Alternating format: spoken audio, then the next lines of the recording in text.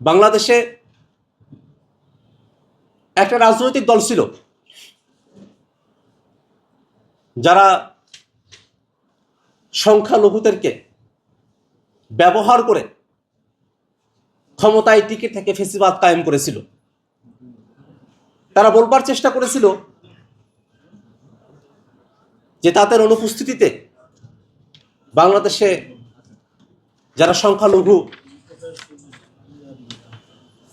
তারা বিপদগ্রস্ত হতে পারেন।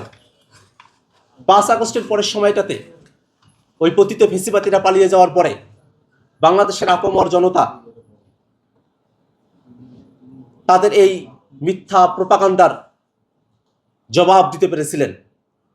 মন্দিরের সামনে তারা পাহারা বসিয়েছিলেন এবং আমরা একটা সম্প্রীতির বাংলাদেশের যে কথা বলি সেটা একটা স্বরূপ সেই সময়টাতে প্রদর্শিত হয়েছিল। তারপরেও বিচ্ছিন্ন কিছু ঘটনা সময়ে সময়ে ঘটে, কিন্তু আপনি দেখবেন যে এই বাংলাদেশে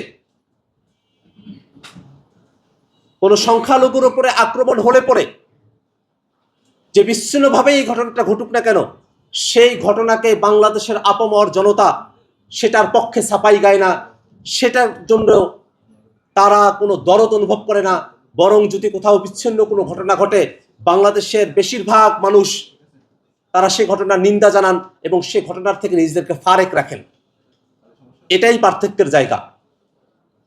এই বাংলাদেশকে নানা সময়ে সাম্প্রদায়িক, মৌলবাদী, সংখ্যাগুরুর আধিপত্যবাদী এমন ধরনের একটা ভাবাবেগ তৈরি করে এই বাংলাদেশের ব্যাপারে গোটা বিশ্বে একটা নেতিবাচক ধারণা তৈরি করার চেষ্টা করা হয়েছে।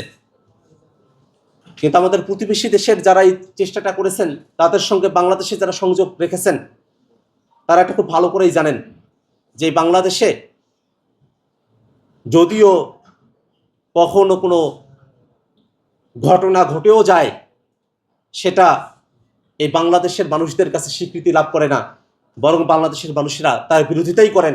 এবং আমরা চাইব যে এরকম বিচ্ছিন্ন ঘটনাও যেন সামনের দিনে না ঘটে, সে কারণে সামাজিক প্রতিরোধ ব্যবস্থা এই বাংলাদেশের মানুষেরা তারা তৈরি করবেন। আমরা বাংলাদেশের হিন্দু, মুসলমান, বৌদ্ধ, খ্রিস্টান, চাকমা, মারমা, সাঁওতাল, গারো, দলিত, হরিজন, রবিদাস এবং তফসিলি, এই যে বর্গগুলোতে আমরা ভাগ হয়ে আছি, সেই ভাগের বাইরে এসে আমরা বাংলাদেশি, এটাই আমাদের কাছে সব থেকে বড় পরিচয় হয়ে দাঁড়াবে।